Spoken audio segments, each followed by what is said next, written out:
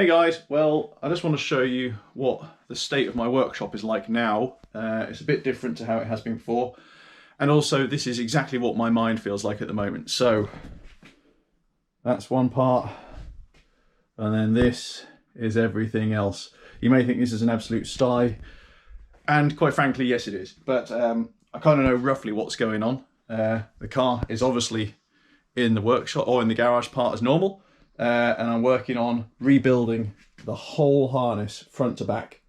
We're trying to do everything from new brake line wiring, new ECM wiring. If you can imagine it, it's going in. So luckily DEI have sent through this stuff, which is the Easy Loom kit. These are just the bits of the sleeve that you see here, so all varying sizes. I've got more out in the other side as well. I've got some little heat shrink tabs as well from DEI. So yeah, it's going to be an absolute sort of mind mess over the next few days. I will try and take you along best I can. I'll also take you through some of the other bits that I've done. So I've been doing a bit of fabrication work in the background as well. So we've got a new switch panel. The part of that is, so we've got the buttons and so on for the dashboard. Also all the new switches and stuff in place, and the new battery isolator. Also put the LEDs for the meth system up where they should be, kind of in nice easy viewing position where I had them before, down out of the way. So yeah, sort of trying to think about making things as easy and accessible as much as possible. So that also goes for the ECU and the new fuse and relay board in the center on the tunnel. So yeah, hopefully we'll be making good progress on those, and I'm hoping that we'll be in a position where I can actually turn the key on and actually see things kind of light up as they should do for the first time. Wish me luck, please. It's going to be a long few days. So this is now my life. Spent about 10 or 11 hours yesterday redoing the whole back end. So yeah, got new loom, so on in there. Obviously needs a few little bits of tape just to sort of tidy some bits up and whatever here, but everything's wired into the relays as they should be using the DEI Easy Loom stuff, and wow, all I can say is actually how easy it makes it. So I'm no expert by any means, and it's definitely helped me. The best thing I've found about it actually is the fact that obviously it's slit like this, so I can run the wires, or well, I do a better job than that, get them all in position, and then you can use the little funky tools, as I showed you the other day, these ones, to then actually run the wires into the sheath itself. So that's pretty cool. What I've just been working on here is the new switchboard. So it's fairly neat under there. I know it looks a little bit of a mess, but I've sort of already done the earths together and so on, because I use a switch to earth system on here. That'll mount nicely back in position there.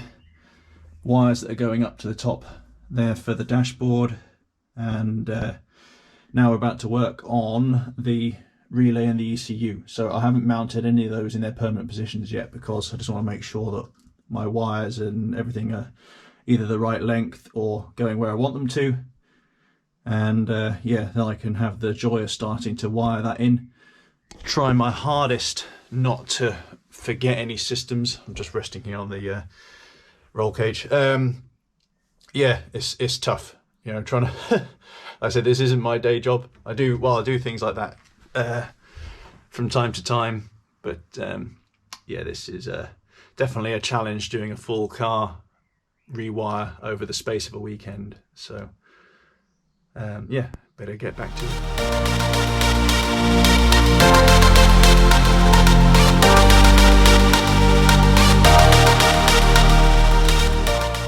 Okay, so it's been another 24, 48 hours. I can't remember when I last spoke to you guys really, but things are starting to look a little bit tidier. The main sort of front to back part of the harness is in. I've relocated the car tech already because I was a bit concerned about its kind of proximity to the muffler and so on for the exhaust system. So yeah, just to make sure I'm super safe and nothing happens bad to that, I've put that in a new location. Dash is in and wired in, so really it's just the ECU and the engine loom.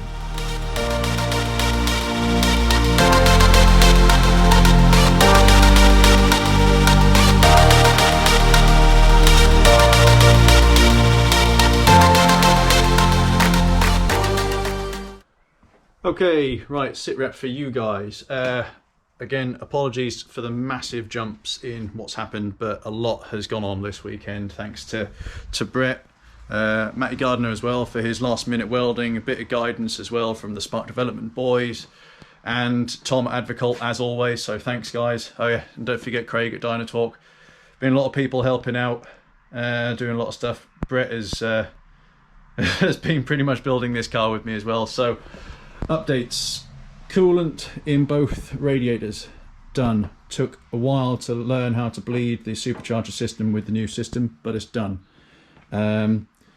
So moving inside, harness, lost a lot of time with this again.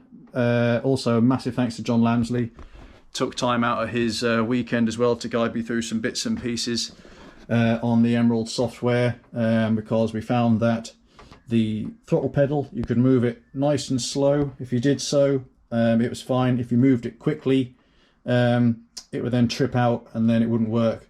So after a lot of sort of help from John and a lot of help from Bret this morning, we actually found out it was a dodgy relay. So Craig, well done, you called it on that one, buddy. It was definitely the feed in. So we've got all the wires back to how they were in my original harness, which I'm happy that they actually worked, because all the fly leads and bits and pieces that we chucked on there to sort of prove the system out helped. But now we've actually managed to revert it back, so that's all working. The switches appear to be working in the middle, including the Cartec battery isolator. Got the little hatch cover on down there. Walk quickly to the back, see the start of the kind of revised bulkhead system, so that's working nicely. I was actually quite pleased with how that's come out so far. What else? Then we move to the front. So yeah, this is where there's water everywhere because I made a bit of an error when I was priming the system. I took some of those off and the water just gushed everywhere. We've still got a couple of small leaks on the welds. Matty's done a great job of tidying those up for me overall, so I'm pretty chuffed with those. Leaving really behind, obviously, tidying up the harness. Still got a couple of sensors that are wired to the dash to sort out and trim those up. And also do a proper job of making the fire extinguisher and battery cut-off holder, which is why that random piece of aluminium is there. So yeah, I was supposed to be videoing for you the first start as well, which unfortunately, as you can tell by how quiet it is in here, that hasn't happened. So the moral of the story on that one is filled the tank up, everything was fine, getting the fuel level reading on the dash, everything was wicked. So did a key on with the internal lift pump first, primed that, you could hear the fuel surge around, lovely, wonderful. So turn key off, put on the next pump, obviously to prime the system that goes under the car to the engine itself. Keyed on, about 2 seconds later, bang, and yeah, diaphragm in the Turbo Smart fuel pressure regulator popped. So that's all she wrote on that one, really. Not much more I can really do at this moment in time, which is a shame. So Tom is very kindly going to be sending up something ASAP. He already knows the layout and everything of the regulator and those kind of bits and pieces. So hopefully, massive fingers crossed, that'll hop on, it'll be fine, and we will manage to actually get the car breathing into life. Well, it'll have to be Tuesday now, so obviously only 2 days before I need to be at the track with Mr. B's doing the livery release. So yeah, you can tell by my voice, I'm wrecked. It's been one hell of a weekend.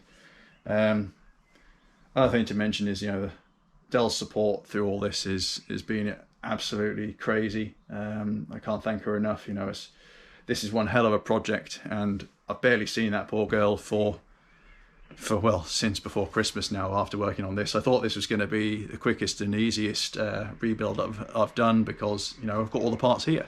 But no, unfortunately that wasn't the case. So yeah, hopefully after round one we can reverse the LSZ into the garage and actually have a bit of time just for ourselves and just chill out for a bit. But yeah, it's going to be a definitely bumpier road leading up to that point. So yeah, please stick with us, wish us luck, and we will see you at BDC.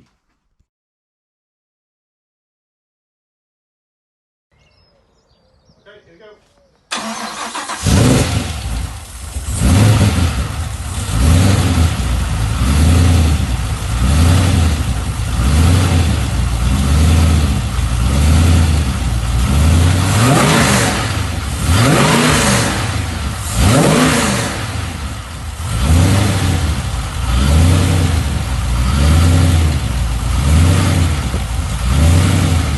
happy?